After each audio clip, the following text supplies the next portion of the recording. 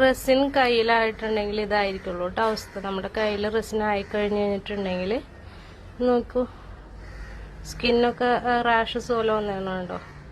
പിന്നെ കൈ നനയുമ്പോഴൊക്കെ ഇതായിരിക്കുള്ള അവസ്ഥ. അല്ലാത്തപ്പോൾ നോർമലായിട്ട് നമുക്ക് ഫീൽ ചെയ്യും. പക്ഷെ നനഞ്ഞു കഴിഞ്ഞ് കഴിഞ്ഞിട്ടുണ്ടെങ്കിൽ നമ്മുടെ സ്കിന്നൊക്കെ വളരെ വൃത്തികേടായിരിക്കും. നമുക്കിങ്ങനെ തൊടുമ്പോഴും നഖമൊക്കെ നോക്കൂ, കയ്യുമ്പിലൊക്കെ തൊടുമ്പോൾ തന്നെ വളരെ ബുദ്ധിമുട്ടാണ്. പിന്നെ ഓരോ പോയിന്റ്സുകളുണ്ട്, ജോയിന്റുകൾ വരുന്നിടത്തൊക്കെ നോക്കി. അപ്പോൾ ഇതുകൊണ്ടാണ് റെസിൻ കയ്യിലാകാണ്ട് സൂക്ഷിക്കാൻ പറയുന്നത്. ഉണങ്ങുന്നതിനനുസരിച്ച് ഈ ഒരു ചുളിവുകൾ മാറും.